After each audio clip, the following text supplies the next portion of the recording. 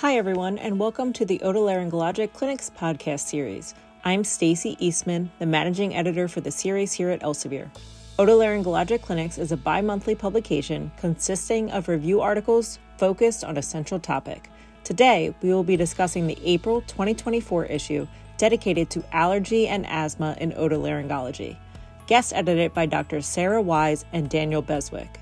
Here now is our consulting editor, Dr. Sujana Chandrasekhar, to lead the discussion. I'm very happy today to invite to our podcast series the guest editors of the April 2024 issue of Otolaryngology Clinics of North America on asthma and allergy in otolaryngology. Our guest editors are Dr. Daniel Beswick, Associate Professor in the Department of Otolaryngology Head and Neck Surgery at the University of California in Los Angeles, California, and Dr. Sarah Wise, who is professor in the Department of Otolaryngology at Emory University in Atlanta, Georgia. Welcome, Dan and Sarah. I really enjoyed reading this issue of Clinics, which covers asthma and allergy in both an individual health perspective and a public health perspective. And I'm really impressed with the way you put these 15 articles together, covering the entire subject. So, Dan, Dr. Beswick, can you just give us an overall introduction to this issue and what you think were some of the most exciting parts of developing this issue? This was a really exciting issue for Sarah and I to work on. We were able, with collaborators and colleagues from across the country at many institutions, to cover upper airway disease, rhinitis, sinusitis, different types of nasal polyps and aspirin-exacerbated respiratory disease, as well as components of lower airway disease, such as asthma. And it was really great to work with new experts and to understand some of the new and emerging therapies that are available for these conditions that affect many of our patients. So it was really exciting to be able to work with this great team and come up with this issue, and we're excited to chat about it today. Terrific. So let's dive right on in. Sarah, Dr. Wise, how do you think that the interconnectedness of allergic rhinitis, rhinosinusitis, and asthma influence our diagnostic approaches and our treatment strategies? This sort of unified airway topic was really covered nicely in the article by Hannikainen, Khan, and Toscala. And it highlights the importance of the unified airway in our evaluation and treatment of patients. Although we may be otolaryngologists or more subspecialized if we're rhinologists, we really shouldn't just consider, say, the nose and sinuses in isolation. So many of our otolaryngology patients have comorbidities associated with chronic rhinosinusitis, nasal polyps, allergic rhinitis, or other ENT-related conditions. Whether the comorbid condition is asthma, bronchiectasis, perhaps a rheumatologic or inflammatory condition, or something else, we've got to treat that patient and evaluate that patient without blinders on. We really need to look outside of our little otolaryngology box, so to speak. In addition, sometimes we're even able to identify a systemic condition or a lower respiratory condition that is initially presenting as an ENT concern. And treating that systemic condition can have significant benefits on whatever the ENT-related pathology is, and ultimately results in a positive overall outcome for the patient. As an otologist, I'm going to put in an extra plug for that other sinus that you rhinologists never think about, the eustachian tubes leading over to the middle ear and mastoid. Because again, the more I've learned about unified airway from you guys, the more I have thought about it when I look at these chronic, unremitting otitis media or eustachian tube dysfunction. And I think this kind of approach, I have learned a great deal from you folks of how to look at the entire patient as opposed to the ear or the nose in isolation. Absolutely. It's really important. We always talk about the burden of disease. So can you elaborate on the epidemiological trends and economic burden associated with asthma and allergic rhinitis? Absolutely. This was addressed in an article by Patel, Mims, and Klinger. And I think first I'd just like to say that the prevalence of asthma and allergic rhinitis is not insignificant. Globally, the prevalence of asthma is about 11.5% based on population studies. And in the US, asthma affects about 8.7% of adults and 6.2% of children. There is some variation in the prevalence of asthma globally by country and in the US, depending on the specific state. But it's, a prevalent disease. It has significant direct and indirect healthcare costs, estimated to be over $80 billion a year. So that's a lot of money.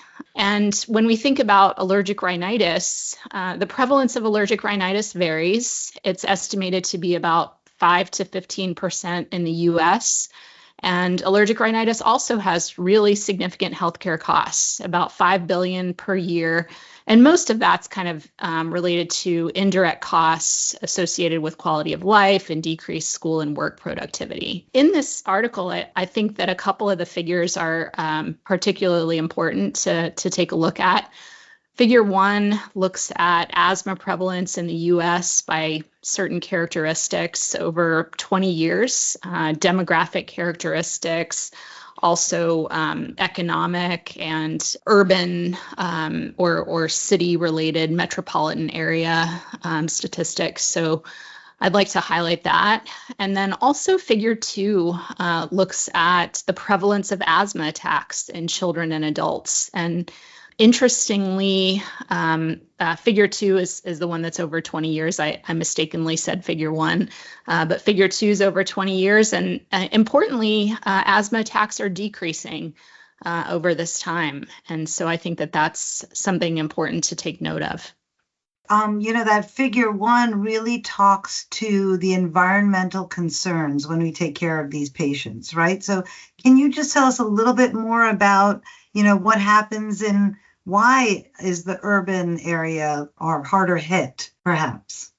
Yeah, so it's interesting. The exposures in an urban environment are different than the exposures in a rural environment. And we know that, especially in children, allergic asthma is one of the etiologies that we see most frequently. And things like exposure to cockroach allergen, for example, in young children can have a significant effect on asthma.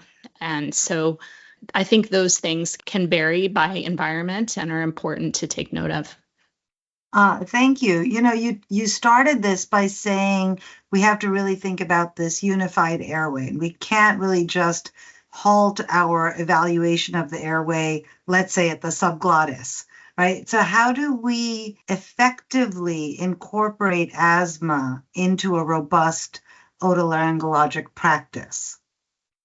So a couple of the articles in our clinic's issue address looking at asthma in the otolaryngology practice.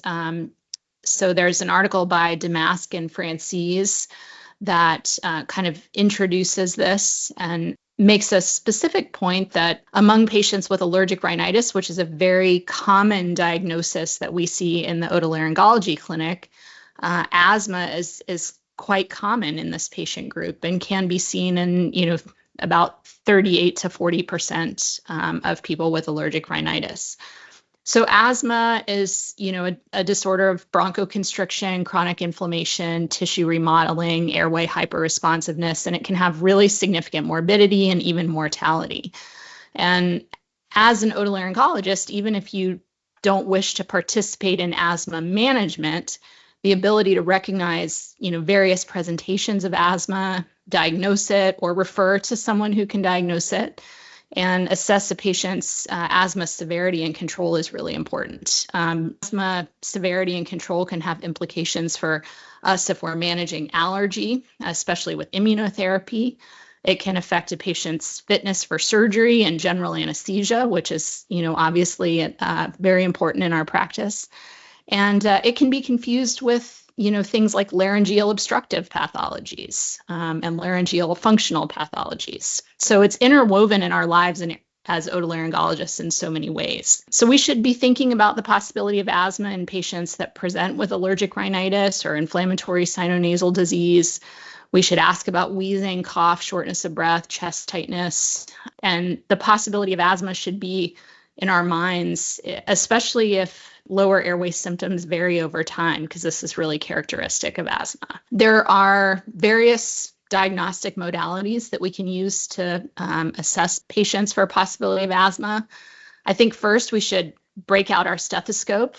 We all learned to use one, and we probably still have it hanging around. So we should get that stethoscope out and listen to the chest. Beyond that, we can use things like spirometry, fractional exhaled nitric oxide, or FeNO, and impulse oscillometry, especially in children. So in this particular article that I was mentioning by Damask and Francis, Table 2 looks at the objective testing methods that can be used for asthma diagnosis in the otolaryngologist's office. It looks at what each of these tests measures and how they can aid in the diagnosis of asthma. And then there are a couple of boxes also in this article, box 1 and box 2, that are particularly devoted to spirometry. Spirometry is one of the most commonly employed tests that we use to diagnose asthma. But there are some relative contraindications, and that's addressed in box 1. And there are some activities that should be avoided prior to lung function testing, and that's noted in box 2. So beyond that article, I just want to also mention that there's detailed information on the interpretation of these tests in the following article by Boparai and Solomon. And there's helpful figures in there, boxes and tables, and a nice algorithm for diagnosing asthma. I was looking through this as I was preparing for these questions, and I agree with you. I think the information is jam-packed into these boxes and tables. For our listeners, I'll point out that box 2 in the Damask and Francis article, activities that should be avoided before basically spirometry, smoking or vaping or water pipe within an hour, right? These are things that I really had not thought about till I read through this box. Consuming intoxicants within 8 hours. So it's sort of like a VNG. Please don't come in drunk if possible, right? Performing vigorous exercise an hour before, and wearing constricting clothing. And it seems so obvious having read this, but it's not something that I might have thought about. And is there something that you do a quick, hey, are you ready for this test before I administer it questionnaire? Or how do you ensure that you're going to actually get adequate results? So most practices that do allergy evaluation and immunotherapy and assess for asthma will have, brief questionnaires that kind of go over these various things that may interfere with testing and make sure that, the patients are fit and appropriate for testing before that. And it can be a simple sort of checkoff sheet or a quick, face-to-face conversation with the nurse that's going to be doing the test. Thank you. So as we move on, let's talk a little bit about current therapies in asthma management for otolaryngologists. And there's a very nice article by Asok and Gill, which has some great figures and tables, including figure 3 on personalized asthma management, including initial pharmacological treatment that's actually based on guidelines from 2023. So I really do encourage our listeners to read that. But Dan, Dr. Beswick, you and your co-authors looked at current and novel biologic therapies for patients with asthma and nasal polyps. And you took that treatment information one step further. So can you provide an overview of the biologic therapies that are currently used for asthma and polyps, and maybe what you think is going to happen in the near future? Thanks for the great question. First, I wanted to touch on a figure in the excellent chapter by Asok and Gill, which is figure 3 that you alluded to, Sujana. This is a image that's been adapted from the GINA guidelines, the Global Initiative for Asthma that were updated in 2023, and highlights the step-by-step management of for individuals with asthma. And to get into the area of biologics, when considering biologics for an individual with asthma, those are classically given as step 5 or the highest severity of treatment for asthmatics. So those with the most severe disease. Now, the whole theme of our issue was the unified airway, or one theme of the issue was the unified airway. So thinking about upper airway disease and use of biologics for nasal polyps, we can transition to the next chapter.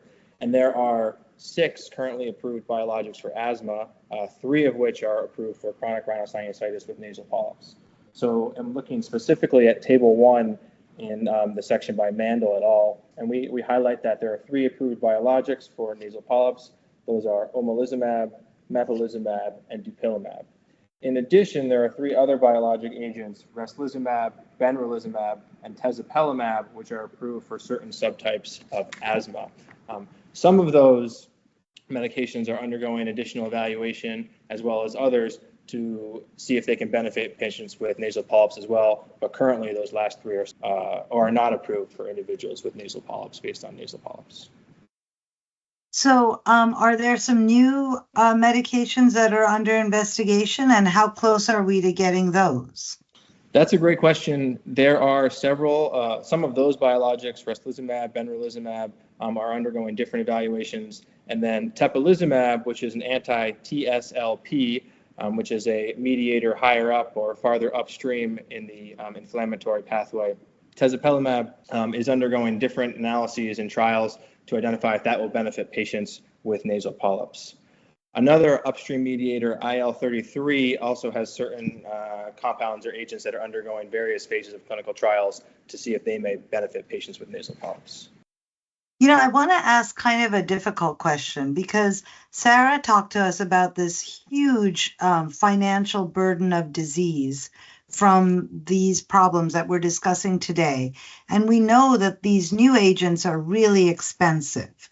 We also know that there is a dichotomous availability of these agents depending on social class and wealth of the nation. How do we make sure as physicians that everybody who needs these kind of medicines gets them? And how are the pharmaceutical manufacturers helping in that respect?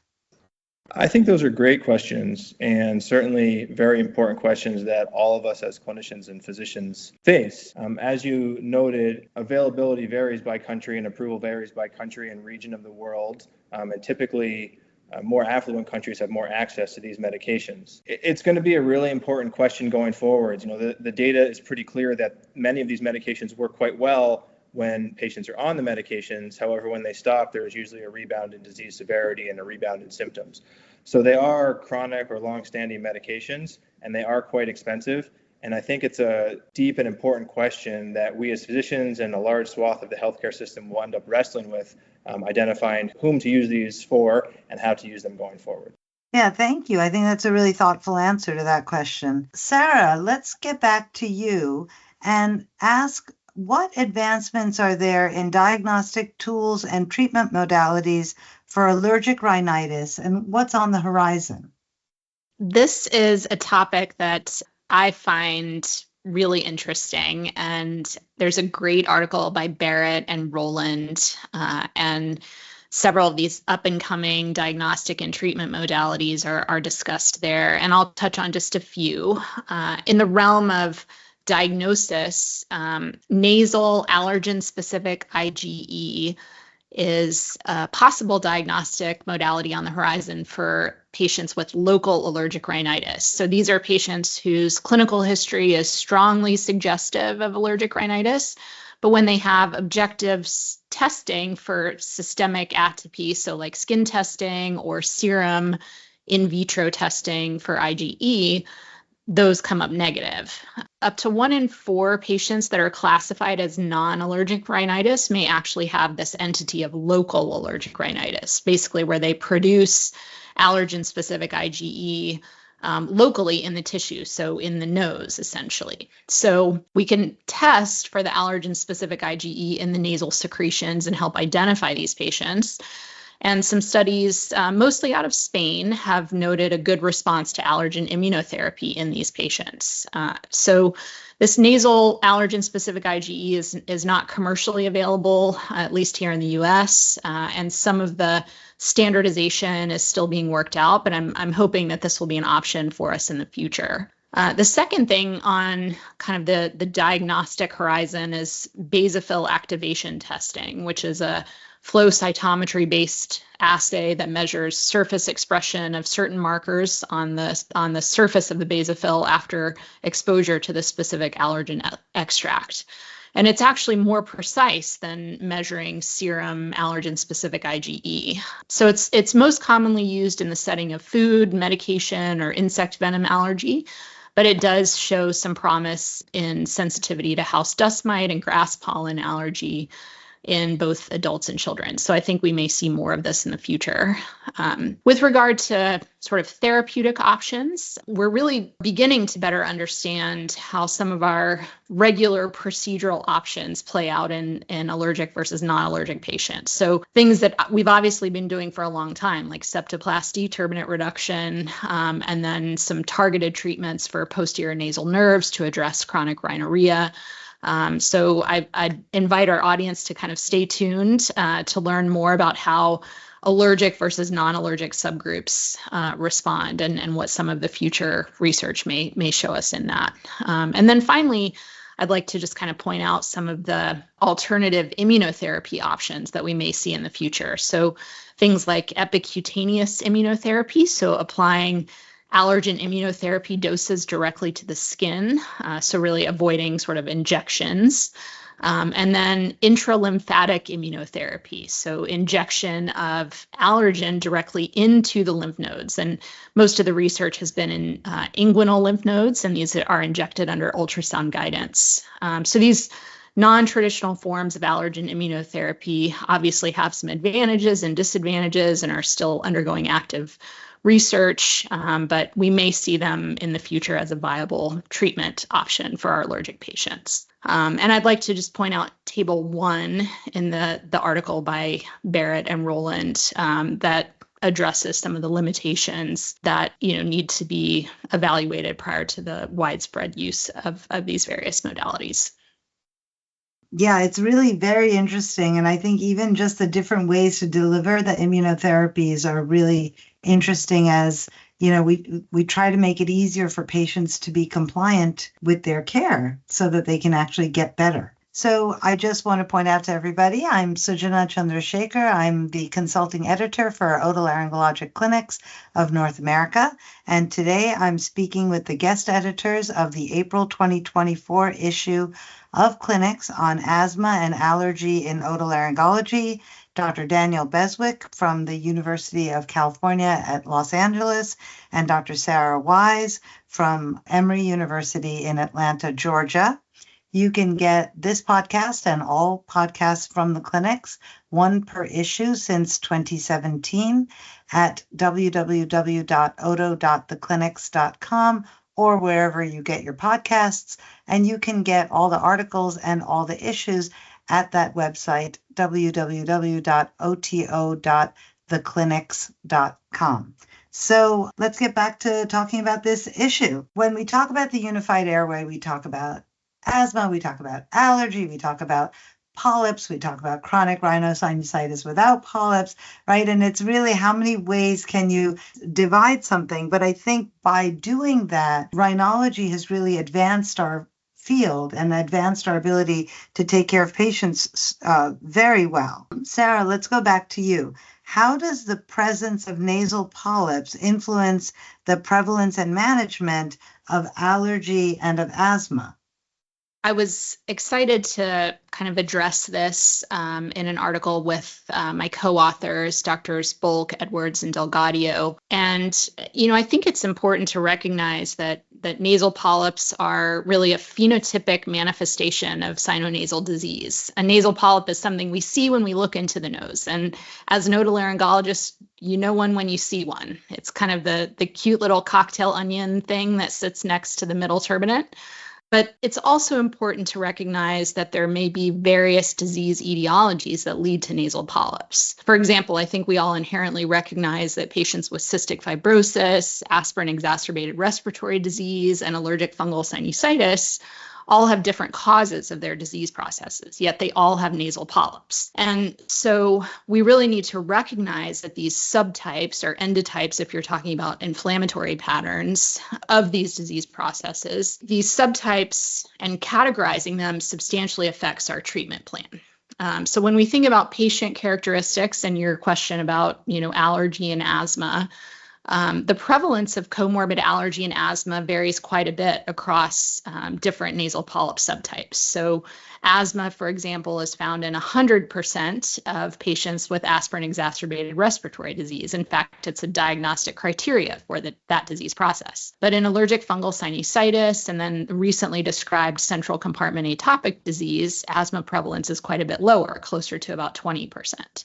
When we think about allergy, the prevalence of allergy is much higher in allergic fungal sinusitis and central compartment atopic disease, almost 100%. But IgE-mediated environmental allergy is seen much less frequently in AERD, or aspirin-exacerbated respiratory disease.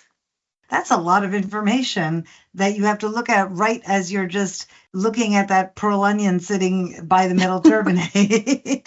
So how do you, and I know we all do our clinical pathways very quickly in our brains as we're examining patients. We often know the answer before we even examine the patient because the history has told us so much. How do you categorize these patients to be the most efficient and the most effective at their treatment? We look at various things. We look at, their clinical presentations. So do they have asthma? Do they have an allergic history, perhaps, atopic dermatitis or food allergy as a child or environmental allergies, that sort of thing. We may look at some objective disease markers, things like blood eosinophilia or tissue eosinophilia from our surgical specimens, total IgE, for example. We'll look at the characteristics of their CT scan and do they have certain evidence on their CT scan that fits with allergic fungus or central compartment or aspirin-exacerbated respiratory disease. And then when we kind of put that picture together, that can help us categorize those patients and can affect our treatment.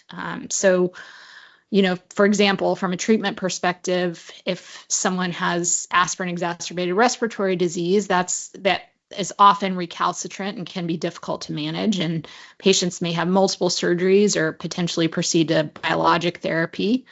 On the other hand, if we are able to categorize someone as central compartment, our early experience has shown us that this particular subtype of nasal polyps is pretty responsive to a single targeted operative procedure, appropriate management of allergy, and topical intranasal steroids. So making that categorization or subtyping or identifying, the patient's underlying etiology really does have significant implications in our treatment.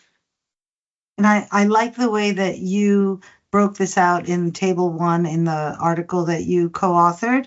I think this is very, very helpful in allowing people to be more systematic in their evaluation. So let's move on to talk a bit more about AERD, or aspirin-exacerbated respiratory disease.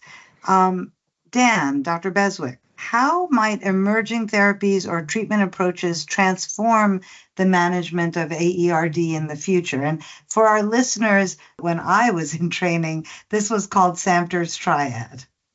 Correct. Often in the past, this disease was referred to as Samter's triad after the physician who initially published a case series. And in the great article by O'Brien, Gershow, and Divakar, they highlight that, and that was actually publicized in 1968, so around 50 years ago. It's a long time. Aspirin-exacerbated respiratory disease, just as a brief refresher, is a severe subtype of eosinophilic rhinosinusitis with nasal polyps and asthma, and patients who have this have alterations in their arachidonic acid metabolism pathways. So these individuals have upper and lower airway symptoms that are exacerbated or worsened after ingesting aspirin or certain non-steroidal anti-inflammatory drugs. Dr. Wise talked a bit about endotyping, and that's really where some of the emerging therapies, or one avenue in which the emerging therapies for aspirin-exacerbated respiratory disease are evolving and expanding in the future. So looking at different biomarkers in terms of which interleukins are elevated or if there's interferon gamma in individuals in their nasal mucus with AERD is one area where emerging therapies may be able to offer more precision-based treatments in the future. And then a second area relates to the use of biologic medications. So of the 3 biologics that are approved for patients with nasal polyps, some of those trials that led to their approval included individuals with AERD. For 2 of those, mepolizumab and omalizumab, in general, the outcomes were about the same for patients who have aspirin-exacerbated respiratory disease compared to those who had aspirin-tolerant nasal polyps. And then in some of the studies for dupilumab, there was a slightly greater improvement in symptom scores or SNOT-22 scores for patients who had aspirin-exacerbated respiratory disease compared to the other cohort. But I say this with a big caveat because these have sort of been retrospective subgroup analyses of patients who were looked at after the fact. There have been no direct head-to-head trials, and that's one of the areas where treatment approaches for AERD is going in the future, I think. So there's a figure in the article we were just talking about looking at the inflammatory pathways and where those biologics seem to intervene. How do you think a clinician can use that information? Thank you for highlighting figure 1 in this great chapter. Those really show us that figure identifies different aspects of the arachidonic acid cascade where interventions, biologics, other treatments actually can be used to prevent some of the downstream effects of this altered arachidonic acid metabolism, which leads to some of the both upper and lower airway symptoms for patients with AERD. And the diagram highlights some of the currently approved biologics, some of the non-biologic medications, as well as some of the emerging ones, those that are being studied now, such as tezepelumab. We're not going to discuss it in a great deal of detail, but I just want maybe your input, Dan, on the difference between this and what we're seeing at the cellular level or the molecular level in fungal upper airway disease. I think that is a great point. There's an excellent section in the book by Cameron, Gong, Corey, and Long that talks about how fungus interacts with and exacerbates and causes different diseases of upper and lower airway. And so fungi-mediated airway inflammation in part depends on the immune status of the affected host. So different aspects of this arachidonic acid pathway and other inflammatory cascades, it's really a sort of personalized medicine and patient-by-patient manifestation of different types of disease. And there's a variety of many fungal elements and pathways that can be exacerbated by fungal allergens and similar pathways. Fungal allergens and other mediators of that effect, which would inhibit these pathways. Right. So again, I think that you're looking at the host and you're looking at the causative factor and you're looking at the interaction between those. For all is what I'm hearing over and over again from both of you. That is correct. And we're in the fungal chapter. There's a great table 1 which talks about, in addition to that point that you just brought up, some of the upper airway sinonasal and lower airway pulmonary symptoms and manifestations of fungal mediated inflammation. You know, when I started and introduced the two of you, I said that I was really impressed that you put together articles that included both a way to personalize care of allergy and asthma and rhinitis, and a way to look at it from a public health perspective. So let's talk about the next couple of articles, Dan, that talk about air quality, allergic rhinitis, asthma, and even climate change.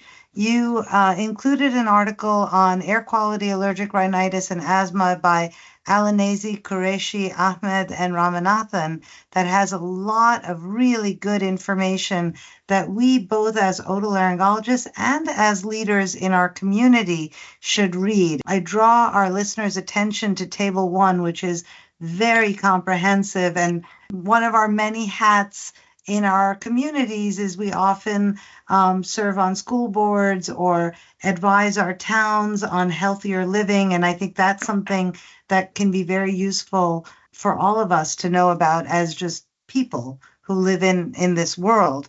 But that leads directly into the next article, which is called How Does Climate Change Affect the Upper Airway? I would like your answer to that question. A very apt time to be asking that question. As we talk about this, the eastern seaboard of the United States has been under a heat advisory for now 4 to 5 days, with triple-digit temperatures in many areas. So, climate change and the increasing world is really going to affect many of our patients and many of our lives. Here we see in Figure 1 in this excellent section by Kim, Zajic, and Wah, Figure 1 demonstrates what the sort of increase in ambient temperature has been over the past 150 years. And we can see the rapid increase over the last 20 to 50 years specifically. And the figure draws out sort of the human component compared to the estimated component from natural activity.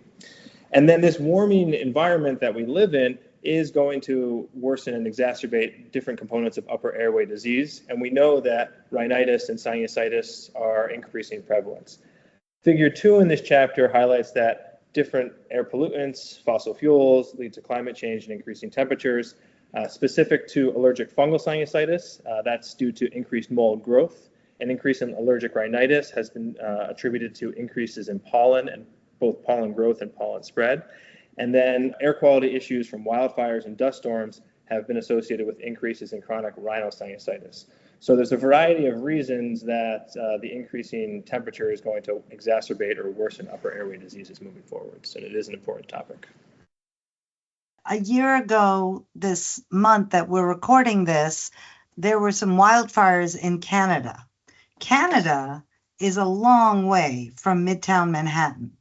And I remember I walked out of the office that evening with one of my colleagues, and the air was yellow and orange and immediately burned our eyes, our nose, our mouth. We immediately put our, COVID masks that had come off that we carry in our pockets, right away back on. And that was really a significant climate effect of wildfires from hundreds and hundreds of miles away, affecting, as you said, the sort of the mid-Atlantic seaboard in the United States. And it's happened many times, and it probably will continue to happen in the future. Yeah, I wonder in California, because we always read about wildfires in California. Do you have that phenomenon that happens more frequently than you remember?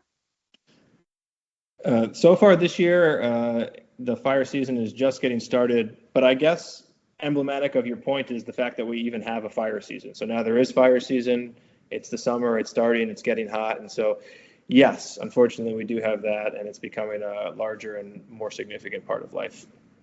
Figure 5 in the article by Kim et al. Is a climate risk propeller that looks at rhinologic risk from the hazard, the exposure, the response, and the vulnerability. And I wonder if you can just highlight what that figure should mean to us. I think it's a great figure that discusses different themes or different components, the risk of the effects of an increasing temperature on different rhinologic diseases. I actually think the figure could probably be extended to also include different areas of lower airway risk, because the themes are the same. What is the hazard? How much exposure do you have? What's the response and your reaction to that? And then how vulnerable are you to those specific reactions? So there are 4 different themes, and I think it applies both to rhinologic disease as well as lower airway disease, and it probably applies to other diseases as well. So let's go to another sort of challenging and slightly out of the box topic that I'm so glad that you included, allergic rhinitis and its effect on sleep. So we're all, very, very aware in the preceding, I'm going to say about a decade especially, that poor sleep affects all other biological and psychological systems. So how does allergic rhinitis impact sleep quality and duration? And then what are the potential consequences of that sleep disturbance? Sleep is of critical importance to all of us for optimal functioning, for going about our lives and our work. Allergic rhinitis can impair sleep through different ways. Initially, patients have nasal obstruction and they have an increase in inflammatory mediators in their nasal cavity. Studies have shown that this can actually lead to decreased quality of sleep and changes with rapid eye movement sleep, while increasing sleep latency or the time necessary to fall asleep, as well as sleep disordered breathing and even obstructive sleep apnea. Figure 1 in this section by Pagel and Matos goes over the pathways and mechanisms over how this can occur, starting with allergen exposure, moving through some of the inflammatory mediators that lead to patient-perceived symptoms, nasal congestion, nasal obstruction, and then this leads to sleep disordered breathing, which can even affect parasympathetic tone, REM sleep, and lead to these sort of negative global outcomes for us and for patients with this: fatigue, cognitive impairment, decreases in quality of life, and even reduced productivity or indirect costs of disease. Figure 2 also highlights in this section some of the differences between adult and pediatric mechanisms for allergic rhinitis and how this leads to specific impairments in sleep and sleep quality. So there's a lot of detail in the chapter that goes over that. So I think that's, of all of the questions we're already asking our patients, I think how is your sleep affected by this is possibly quite an important question that we should add as we discuss things with them. I would agree wholeheartedly that incorporating sleep evaluation into patients with these diseases is very, very important. Would you think that it's something that you could even use as a more objective measure of treatment response? I think that is a possibility. For certain other types of upper airway disease, specifically chronic rhinosinusitis, there is some evidence that some measurements of sleep quality do improve after different treatments for sinusitis. In some of the work that I do, a lot of my research focuses on cystic fibrosis, and actually people who have sleep problems, that's one of the drivers for what brings those individuals to seek care for their sinuses, because evidence has also shown that after management of their sinusitis, their reported sleep quality improves. So I do think it's an important thing to study, absolutely. Thank you. As we go further, I'm going to ask Sarah the next question. So, Dr. Wise, what is molecular allergology or allergology, and how does it differ from traditional allergy testing methods?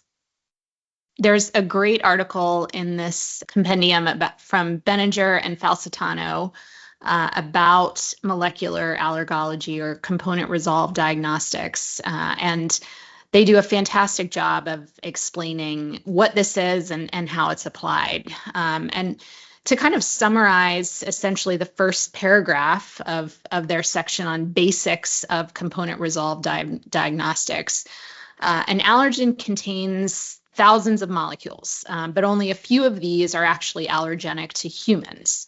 So there's several components on each allergen, which are generally proteins, and each of these allergens has different characteristics which may impact sensitization. So species-specific components can be evaluated to determine if that component sensitization is also specific. And it's the specificity of the unique components that helps to determine if a person is truly sensitized to the allergen. Further, sometimes the components can cross-react across allergens.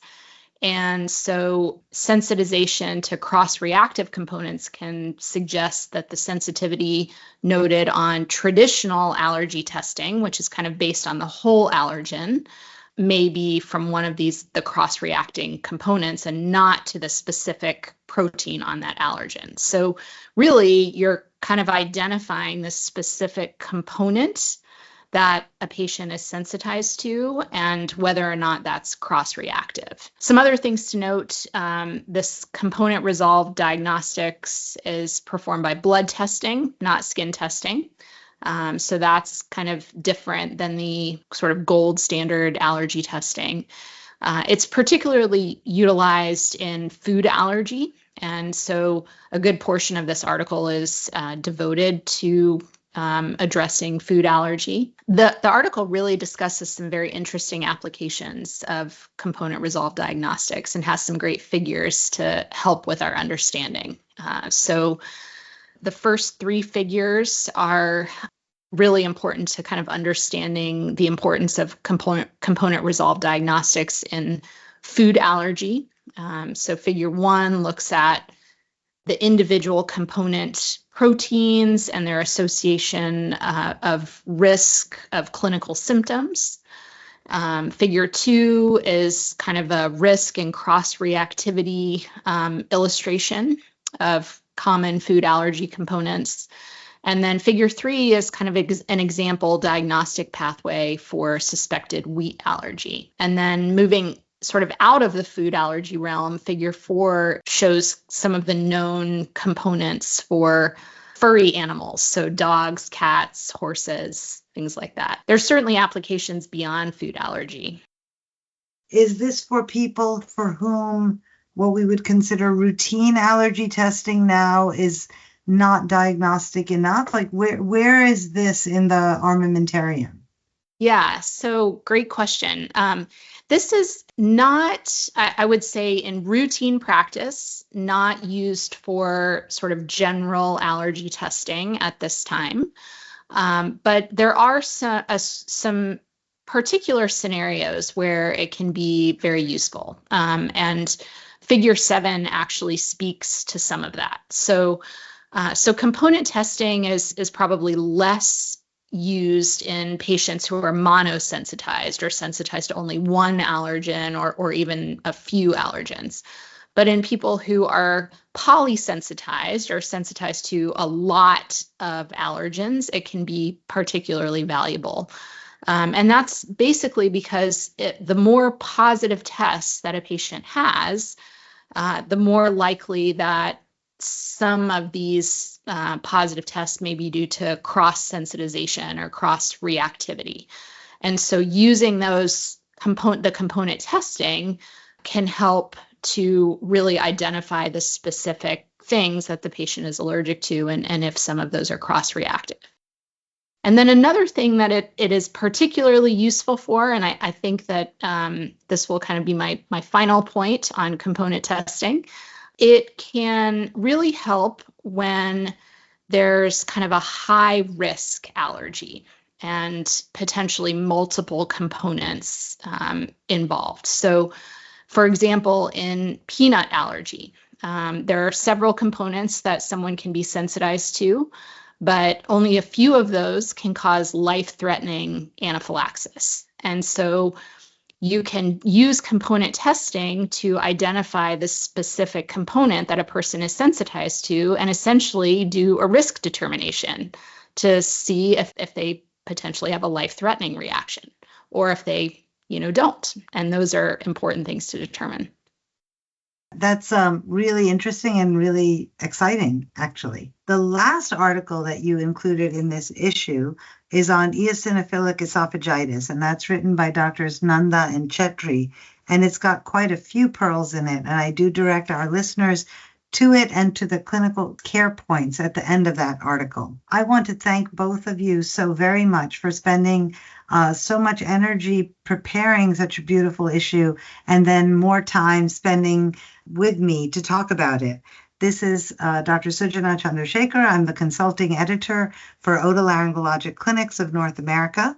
I've been speaking with the guest editors of the April 2024 issue, which is on asthma and allergy in otolaryngology, Drs. Daniel Beswick from the Department of Otolaryngology Head and Neck Surgery at UCLA in Los Angeles, California, and Dr. Sarah Wise, who is from the Department of Otolaryngology at Emory University in Atlanta, Georgia.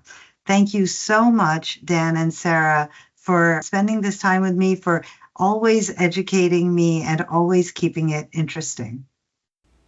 Thank you for joining us for this edition of the Otolaryngologic Clinics podcast series.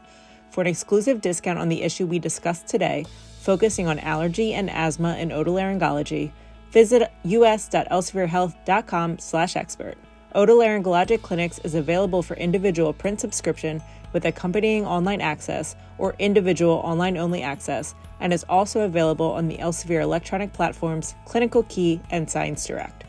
For more information on this series and our nearly 60 other titles spanning all medical disciplines, visit info.theclinics.com. otolaryngology.com. Be sure to follow us on Twitter and subscribe to the Otolaryngologic Clinics podcast wherever you get your podcasts.